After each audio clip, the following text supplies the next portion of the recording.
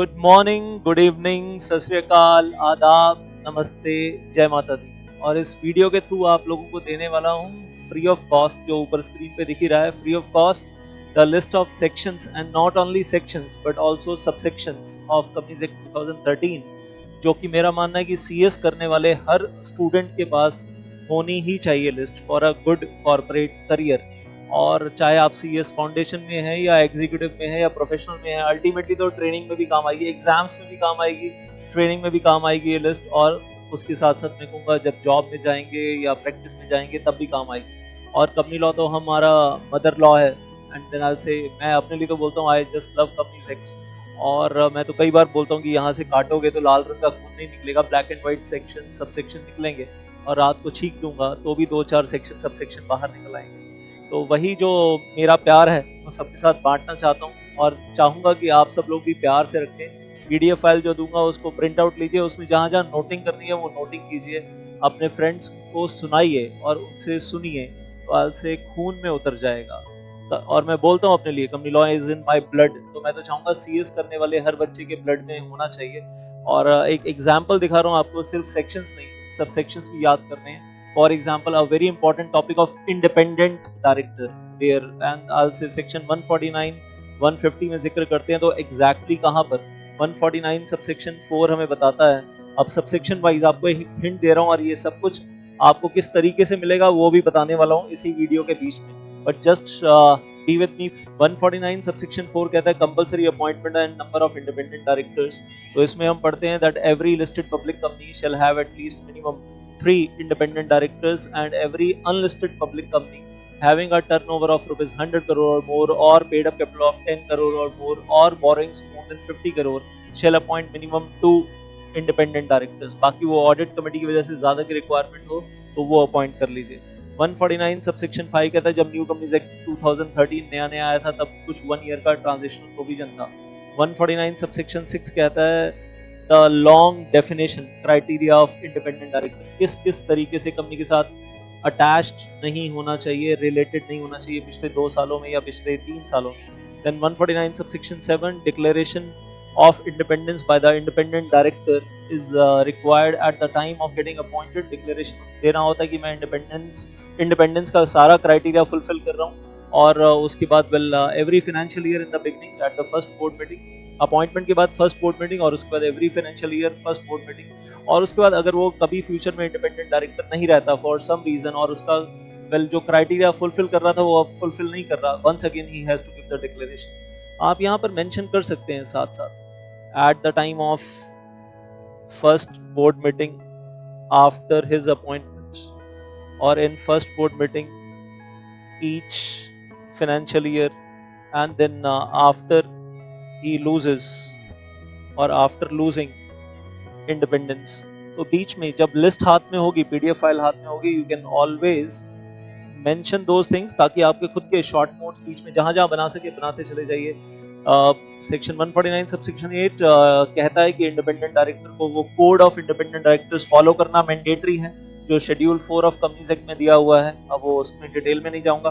149 subsection 9 कहता है remuneration of independent directors आप सब कुछ दे सकते हैं, ई सोप्स मत दीजिए, स्वेट इक्विटी शेयर्स दे सकते हैं, ई सोप्स मत दीजिए, don't give the ESOPs।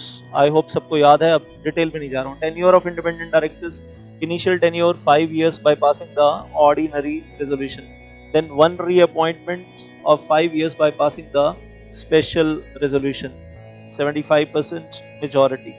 Then after completing 10 years give a gap of compulsory gap of 3 years, और उन 3 सालों के बीच में मतलब कंपनी के साथ किसी भी तरीके से रिलेटेड या कनेक्टेड नहीं रहना है, और वो इंडिपेंडेंस के क्राइटेरिया को खराब नहीं करना है।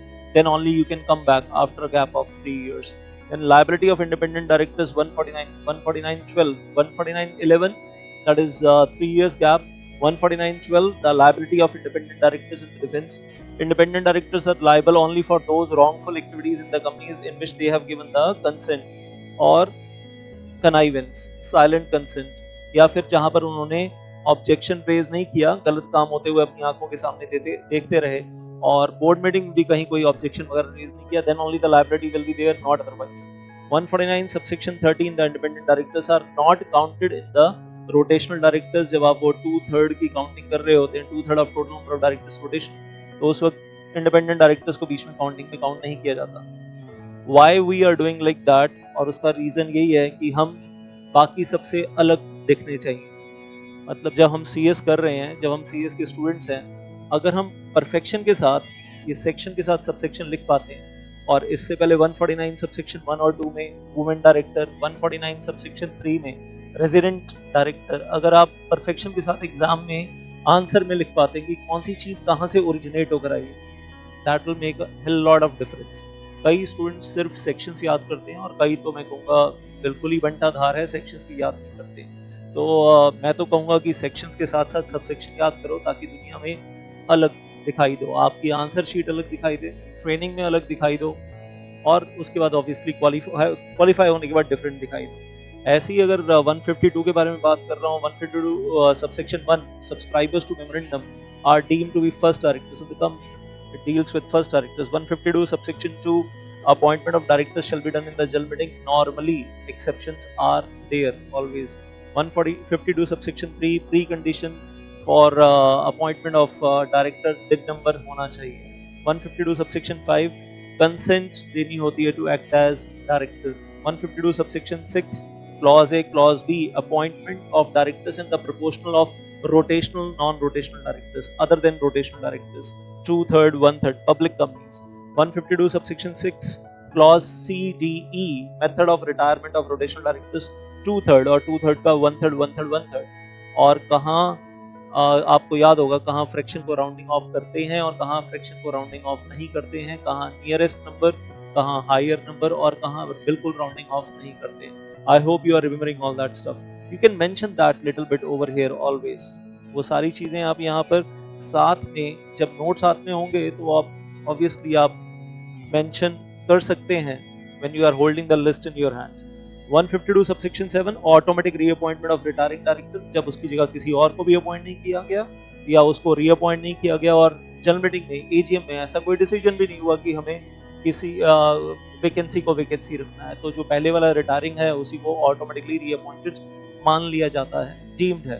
But 5 exceptions are there. अब उन सब में नहीं जाऊंगा, अगर साथ में आप वो छोटा सा लिखना चाहें 5 एक्सेप्शंस आर देयर लिख सकते हैं. 162 is saying what.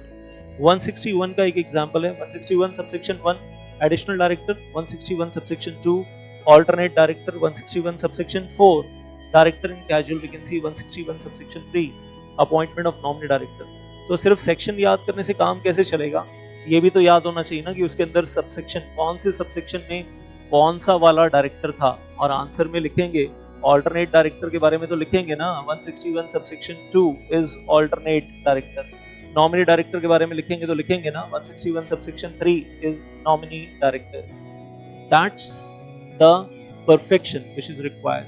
And I will say अब आप इसको जो कहना चाहें कह लीजिए. मेमोराइज करना है, खून में उतारना है, और मैं कहूँगा लिस्ट फ्रेंड के पास भी होगी, आपके पास भी होगी.